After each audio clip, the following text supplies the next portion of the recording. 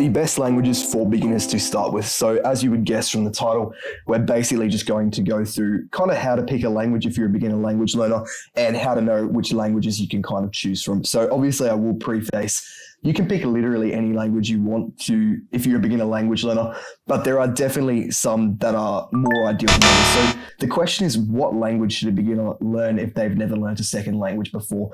From any perspective, I presume you're a native English speaker, but this really does apply to everyone. I will say specifically when the languages I'm talking about apply to English speakers in particular. So the answer to that is simple. You really should choose from the easiest languages, but pick one that is useful. So there's two parts to that answer. From choosing from the easiest languages, that might sound like a bit of a cop-out in that it's kind of obvious, but I will explain why later. And as far as the usefulness goes, we'll also explain that later. That's kind of the two parts to the equation. So yeah, whilst you don't have to start with an easy language, as I said before, learning an easier language definitely makes the process a lot more smooth. And obviously learning a second language is going to be very difficult in the sense that it is doable, but it takes a long time and you're going to need a lot of grit to get through the pain. And there is a high failure rate, like as in people quitting. You can't fail if you keep going. You just give up at a certain point.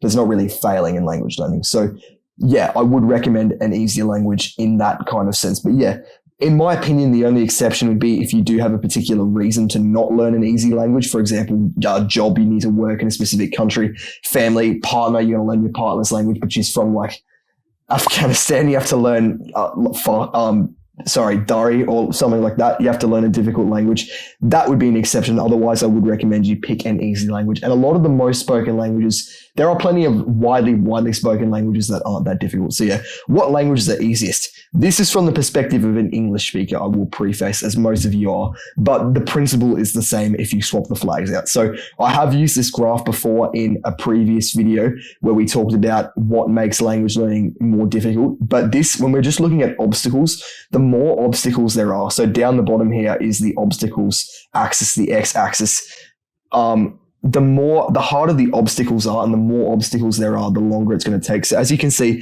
up here, there's the most obstacles on this right side where it says harder, and the time it takes to learn languages like that is longer. So I've put a flag here of China. So Mandarin Chinese is an example. There's also Arabic. There's Russian, probably a little bit less, but it is quite difficult. Those kind of languages that have massive amounts of obstacles, as in you have to learn, in Mandarin's case and Arabic's case, you have to learn completely foreign writing systems. Russian, not as foreign, but it is still foreign. You have to learn new pronunciation, grammar rules, word order, all that kind of stuff, as opposed to languages down here, which are a lot more similar to English, for example. So yeah, you want to pick languages generally that are down here that have less obstacles. So as we can see towards the easier thing, this line is lower down on the learning time axis, the y-axis. So easier, less obstacles equals shorter learning time. This is the area you want to be in. So as you can see here, I've got a picture of the Italian flag and the Swedish flag.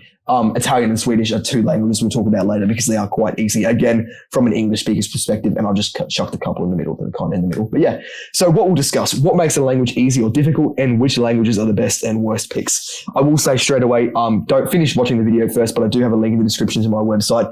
It is packed with tons of free language learning resources. I have a web page designated. There's like a bunch of different popular languages. I've assembled free guides, complete guides with links and stuff, and links to websites, links to YouTube, that kind of thing, explaining every topic. I would highly recommend you check it out. I also do coaching. We'll talk about it at the end. If you do like this content as well, please subscribe. It is a win for both of us. It makes me feel good because I do put in a lot of effort to kind of help you guys for free. But yeah, on with the video. I'll give you what you came here for. What makes a language easy? So the number one rule of easy languages is they're generally more similar to your native language. So if you speak English as a native language, which most people do, and presumably most people watching this do, you want a language that is more closely related to English.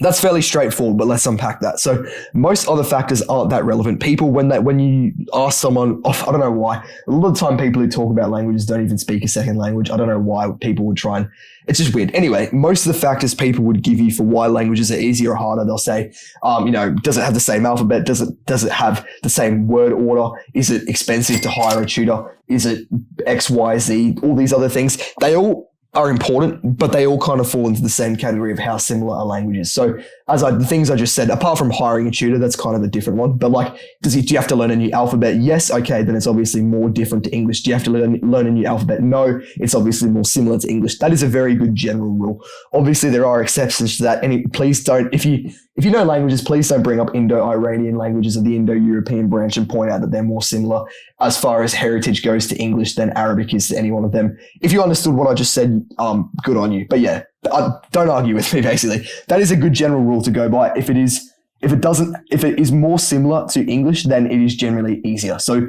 the easiest languages obviously are all European because English is a European language, and we're going to talk about which languages those are.